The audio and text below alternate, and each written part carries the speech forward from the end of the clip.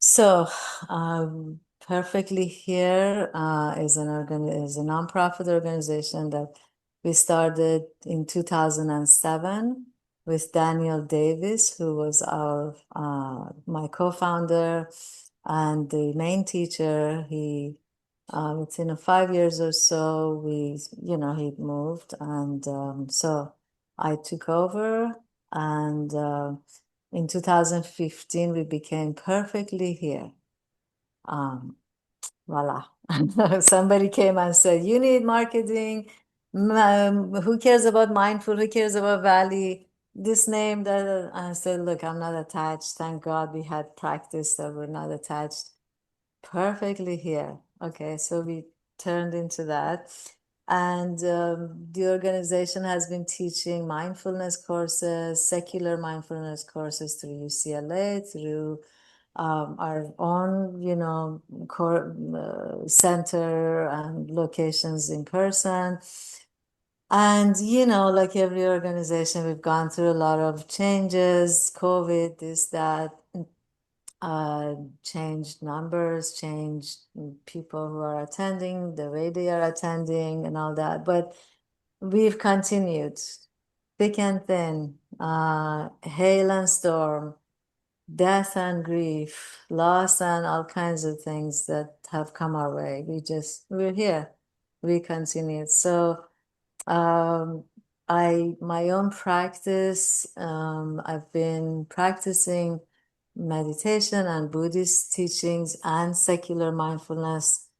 I don't know, over 15 years at least. Well, the organization is 18 years old, so you might say at least 18.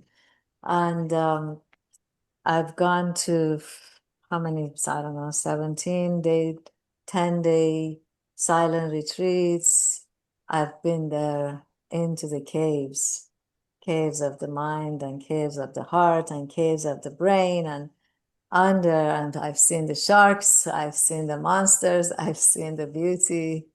Um, and all I have to say is I have compassion, that's all, for the pain and suffering of people and for those who cause them unskillfully. So, I recently published a book called It's Not Easy to Be Human, and it's on Amazon. And yeah, it just talks about why it's not easy to be human, what happens through, birth and upbringing and learning and growing and being exposed to environment, and how we are just every day I'm reminded, even last night I was reminded, like, why is this species of us, this human species, why do we have it so difficult, why don't we have a standard life like a lizard, like a lion, like a fly? They're just born and they have something to do. They do it, they go on. I mean, our lives are finite anyway. We're not, you know, indefinitely here. So why do we have it so difficult, All these advancements, wow, in medicine, in education, in psychology, in all these innovations, the moon, the planets,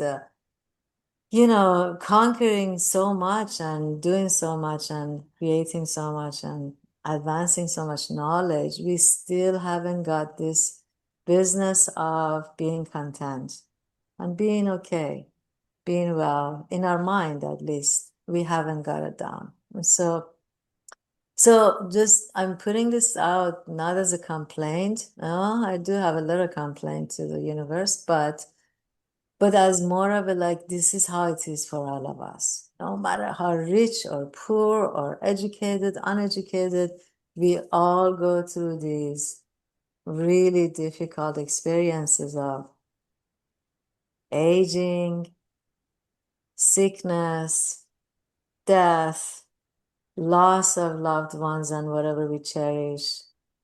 This is not avoidable. We all experience them. So from our practice, we kind of want to re sort of conceptualize these things. Death maybe is not really death, birth is not really birth. We can explore those ideas. We don't have to believe in them hardcore or not believe or reject them hardcore. We can just explore them to see where is birth, how is it, is it really birth? When a baby is born into this world, is it really death when the body is this, stops being alive? And then loss, is it really loss or is it change or is it so exploring these things that we come to believe or come to accept as realities of our lives, as maybe they're not really actually reality of life.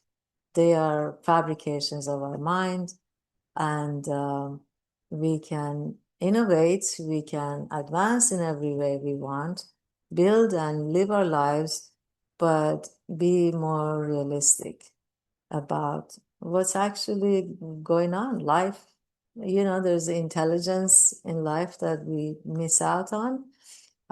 There's a lot of intelligence about our mind, our brain, our body, our feelings, how we um, are made up of, what we're made up of, and how we manage these things and live like our lives like.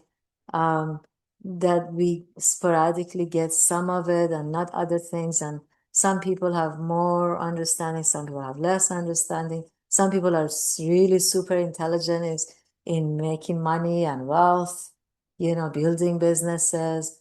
They're not so intelligent about the matters of the heart and matters of change and life and nature's patterns of, natural laws or patterns of life. Some people are so intelligent in articulating, in communication, in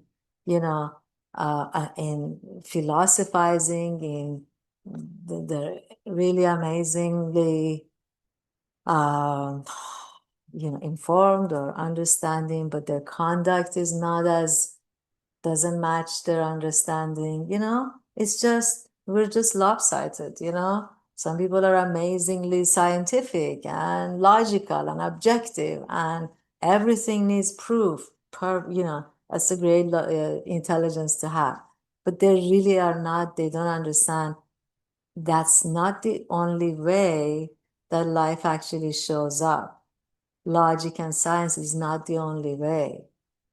There's intuition, there's knowing, there is the reactions of the body, there's reactions of our associations with whatever we know. Somebody else may not have those same associations, and then we have biases that we are born with. So there's a lot to know for humans in order to function well, and we don't necessarily get them. Just imagine if a baby is born and left alone. Maybe fed a little bit. And can you see a human being coming out of this creature that is born and not taught anything, not held, not fed, not done nothing for them?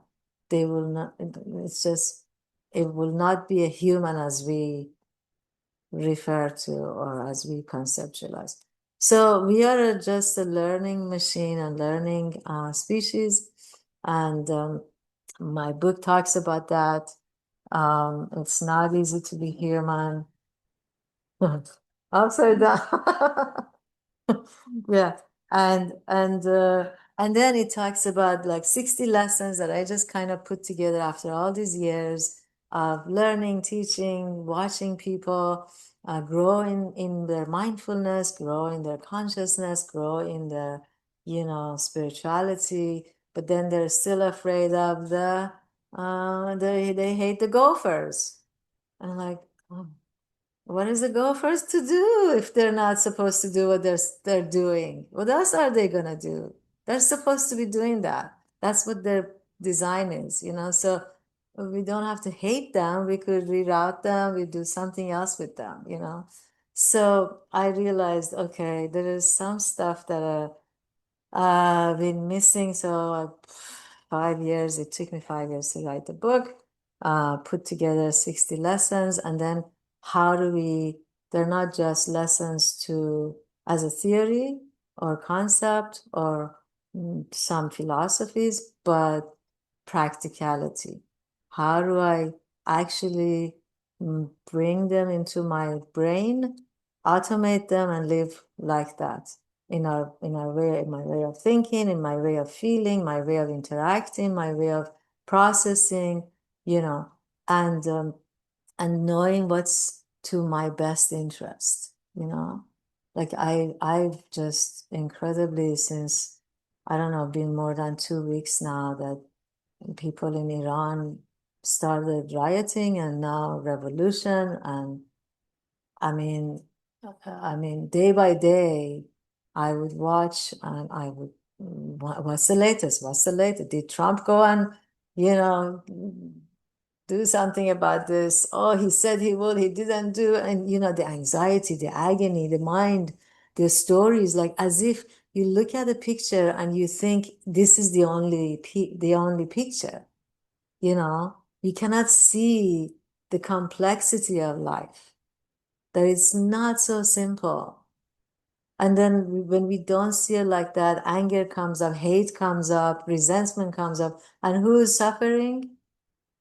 Who's been, harmed? The one who's actually been hateful and resentful. So recognizing that is a skill, and then rerouting yourself. Like, okay, I'm not gonna watch the news. I will not. My heart. I know, but at night I have nightmares, seeing young people dead and families screaming and in agony. But somehow we have to know how to come back to a place of refuge and serenity, which is only inside us.